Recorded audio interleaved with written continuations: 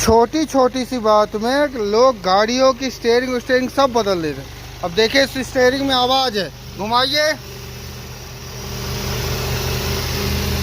ये देखिए फुल, ये देखिए उल्टा घुमाइए, उल्टा, फिर घुमाइए, उल्टा घुमाइए। अब ये देख, घुमा के रखिएगा, ये देखिए आपको इसमें वाइब्रेशन पता चला, वो एक्चुअल में यहाँ से हो रहा है। ये देखिए आपको वाइब्रेशन यहाँ पे महसूस होता हो।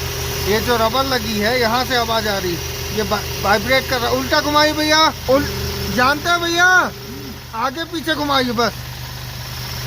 ये देखिए, ये देखिए, ये देखिए, ये अब इसी में ये देखिए जुगाड़ करके लगाए हैं, इसीलिए आवाज़ आ रही है। यहाँ पे वाइब्रेशन हो रहा है, कट गया है। ये भी SLX है, मतलब यो SLE है, ये SLX है। इसमें देखिए घुमाइए, ये देखिए कोई साउंड नहीं है इसमें, कोई भी साउंड नहीं। फुल टायर घूमने पर वो फाइन बेल्ट की आवाज़ आती है, वो ये यहाँ से आ रही, वहाँ से। एक सेकंड रुकिएगा, करिए, नहीं वहाँ से फाइन बेल्ट से। ये देखिए कोई आवाज़ नहीं। ये वीडियो बनाने की मेरी इच्छा नहीं थी, पर उसका कारण ये था कि भैया ये आवाज़ आ रही थी, उस टाइम पे मैं था नहीं, तो भैया कहीं चेक करवाए। तो ये जो साउंड आता है ना, तो कभी कभी लोगों को गलत फहमी हो जाती है कि ये जो किट किट की आवाज़ है या तो बॉल जॉइंट से आएगी, या फिर रैक ख़राब हो जाएगा, उसके अंदर किट होती है वो कट जाती है, तब ये आवाज़ आती है। तो वहाँ पे मैकेनिक ने बोला कि ये पूरा रैक चेंज होगा। मैंने कहा, ऐसे कैसे हो जाएगा, अभी तो गाड़ी फाइन थी, इतना जल्दी तो होगा नहीं, हम लोग देखते रहते हैं। तो मैंने कहा भैया एक बार आप ला के दिखाओ। मैंने जब देखा, मैंने पूरा उसको सर्च किया, तो वो क्या है कि जब फुल टर्न करते हैं ना, तो हल्का हल्का वाइब्रेशन होता है, क्योंकि पंपिंग होती है तेल की। और जब उसको थोड़ा सा इधर उधर घुमाते हैं ना, तो ज़्यादा वो आवाज़ करता है। तो अब जो मैकेनिक को समझ में आया होगा उस हिसाब से उसने बताया। मैंने कहा भैया कुछ नहीं है, मात्र 40 रुपए के बूट है, ये रबर रबर होता है जो उसके चारों तरफ लग जाता है, तो ये क्या है, कुशनिंग देता है और हिलने भी नहीं देता। तो ये आवाज़ जो खट खट की वाइब्रेशन की आवाज़ आती है, ये हट जाती है। तो इतने में लग जाएगा, तो इसमें आराम हो जाएगा। और ये कारण क्यों ऐसा बना कि उसमें आवाज़ आने लगी, देखिए अभी भैया के में लीकेज था, तो हमने किट खरीदी थी, आपको वीडियो भी दी थी, तो वो बंदे ने उसे बनाया था। और जो रबर टायर के अंदर ट्यूब डलती है, वो ट्यूब इसमें उन्होंने डाला।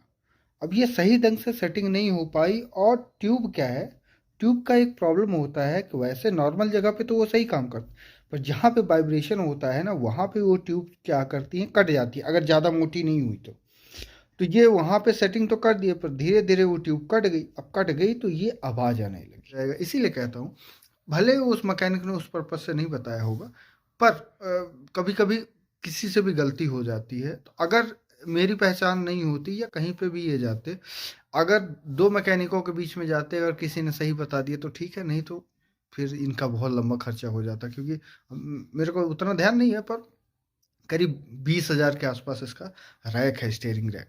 वो जब लगाते तो सही ही हो जाता, क्योंकि नई रबर बूट लगती। अच्छा जी, इससे मेरे को रिलेटेड एक और किस्सा याद आया, मैं आपसे बता ही रहा हूँ। मेरे को इंस्टाग्राम पे एक मैसेज आया था, वो दिल्ली के ही थे। कभी भी आपको ज़रूरत होगी तो आईडी नीचे है, आप कभी भी मेरे को बताएंगे तो मैं शेयर कर दूंगा कि किन की है। उनके पास TUV 300 थी, उनकी स्टेयरिंग हार्ड जा रही थी। तो उन्होंने रैक चेंज करवा दिया, उन्होंने पंप चेंज करवा दिया, उन्होंने बॉल जॉइंट चेंज करवा, सब कुछ चेंज करवा दिए, और करीब 25-30 हज़ार लग गया। फिर उन्होंने मैसेज किया कि सर मेरे में ऐसी ऐसी प्रॉब्लम है। उसकी वीडियो भी है, मैंने भी बताया है। स्टेयरिंग क्रॉस कॉलम होता है, जो स्टेयरिंग से आपके नीचे डिफरेंशियल तक का पूरा एक क्रॉस रहता है, वो लगा होता है।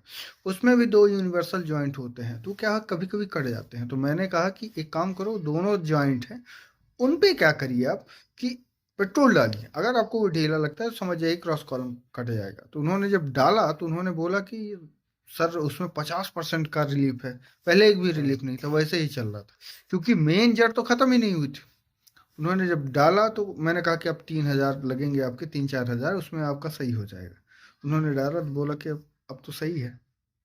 तो अब जो समझ में आया जिस मैकेनिक से, इसीलिए वीडियोस है होती हैं कि आप इन पे भी ध्यान दो कि शायद इनके कारण भी हो सकता है। और वो ऑलरेडी वीडियो थी पर उन्होंने देखा नहीं है। तो जब भी कोई प्रॉब्लम अगर मैकेनिक बताता है ना, तो एक बार खुद भी डिटेक्ट कीजिए कहीं से है। बहुत छोटा सा माइनर सा प्रॉब्लम था, वो एक आध बार घुमाए हैं तो वो देख नहीं पाए हैं, क्योंकि एक ही साइड पे घुमा रहे थे। अगर उसको आगे पीछे करते हैं ना तो वो क्लियर हो जाता। तो बस यही आपको बताना था। अगर आपको ये वीडियो अच्छा लगा हो तो प्लीज़ लाइक सब्सक्राइब जरूर करिए। अगर आपने किया है तो बहुत बहुत धन्यवाद। अगर आप इसे फेसबुक पे देख रहे हैं तो फॉलो और शेयर जरूर करें। धन्यवाद आप सभी।